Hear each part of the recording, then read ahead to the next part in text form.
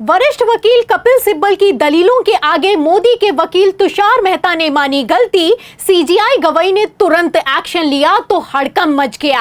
आपको बता दें कि वक्फ की सुनवाई का आज सुप्रीम कोर्ट में तीसरा दिन है, लेकिन फिर भी मोदी सरकार सुप्रीम कोर्ट में जवाब नहीं दे पाई। उल्टा तुषार मेहता ने भरे कोर्ट रूम में अपनी गलती मानी तो बवाल खड़ा हो गया है। तो सुप्रीम कोर्ट में क्या हुआ आपको बताएंगे। तुषार मेहता कैसे कपिल सिब्बल के सवालों में बुरा फंस गए और सीजीआई गवाही के सामने गिड़गिड़ाने लगे, उस पर भी आएंगे। लेकिन खबर में सबसे पहले सीजीआई गवाही ने कैसे खेल कर दिया है, बिग ब्रेकिंग देखिए।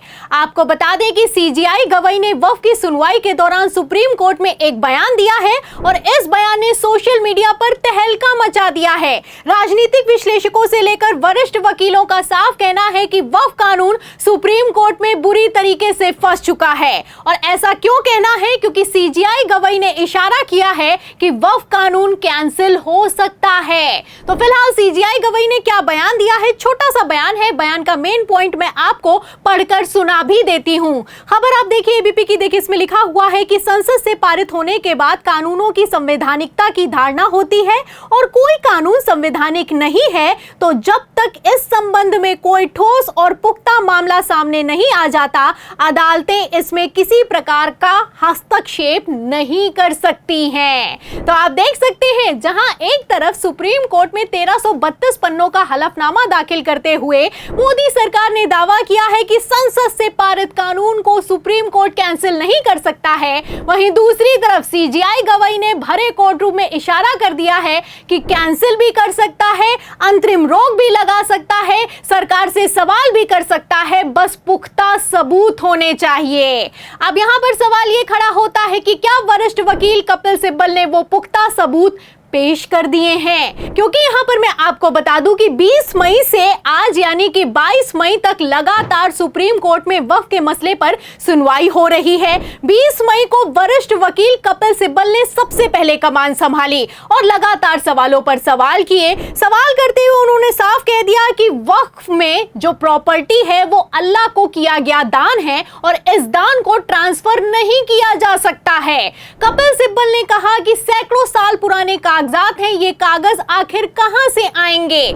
आपको बता दें कि कपिल सिब्बल की तरफ से ऐसी शानदार दलीलें दी गई हैं कि मोदी सरकार की जवाब देने में हालत खराब हो गई है। पहले तो कपिल सिब्बल ने सवाल किए और अब सॉलिसिटर जनरल तुषार मेहता जवाब दे रहे हैं और ऐसे जवाब दे रहे हैं कि अपने ही जवाबों में भरे कोर्ट रूम में बुरी तरीके से फंसते हुए नजर आ रहे हैं। आपको बता दें कि सीजीआई गवाही के ठीक सामने तुषार मेहता ने दावा कर दिया है कि वक्फ एक सेकुलर कॉन्सेप्ट है। सुप्रीम कोर्ट में सॉलिसिटर जनरल तुषार मेहता बोले, सभी धर्मों में संपत्ति का दान समान होता है। तो एक तरफ कहना है कि वक्फ एक सेकुलर कॉन्सेप्ट है, जो भी दान होता है वो किसी भी धर्म में समान होता है। वहीं दूसरी तरफ मैं आपको बता दूं कि कपिल सिब्बल ने सवाल किया है कि अगर दान समान होता है तो इस दान को ट्रांसफर कैसे किया जा सकता है, पहली बात। और दूसरी बात यहां पर यह है कि आखिर क्यों वक्फ कानून 2025 में यह नियम बनाया गया है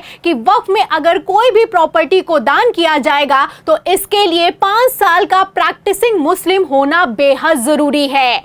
आपको बता दें कि जो ये वक्फ कानून 2025 लाया गया है, इसमें एक क्लॉज है और इस क्लॉज के तहत अगर आप इस्लाम को अपनाते हैं तो इस्लाम को अपनाते ही तुरंत किसी प्रॉपर्टी को वक्फ में दान नहीं कर सकते हैं, आपको 5 साल के लिए इंतजार करना होगा।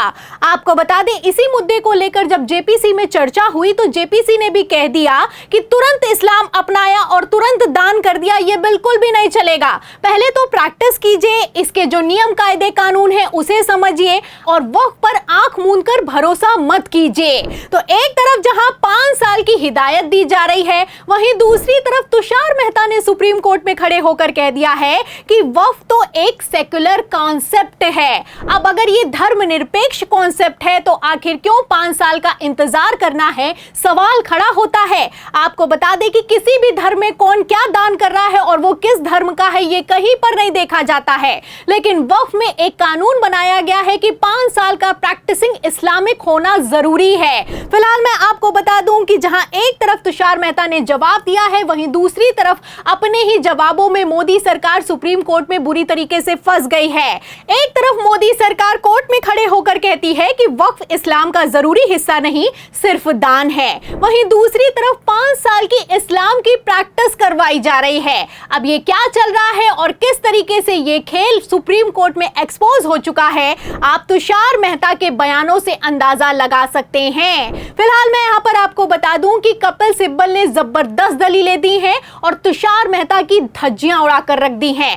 कपिल सिब्बल ने साफ कह दिया है कि सरकार कैसे तय करेगी कि मैं मुस्लिम हूं या फिर कि नहीं हूं। कपिल सिब्बल कहते हैं कि हम सरकार को क्यों बताएं कि हम मुसलमान हैं या नहीं हैं। तो आप देख सकते हैं कि खबरें अपने आप में साफ करती हुई नजर आ रही हैं, ये बयान और ये दलीलें अपने आप में साफ करती हुई नजर आ रही हैं कि किस तरीके से कपिल सिब्बल तुषार मेहता पर भारी पड़ गए हैं। आपको बता दें कि कपिल सिब्बल ने साफ कह दिया है कि ये जो वक्फ कानून लेकर आए हैं ये सिर्फ गैर कानूनी तरीके से वक्फ प्रॉपर्टी को हड़पने का एक कानूनी तरीका है। So, now the 2025 Act says, moment it's declared or has been declared as an ancient monument is no longer a waqf. That's why I said it's a complete taking over of waqf properties of a community. Complete takeover.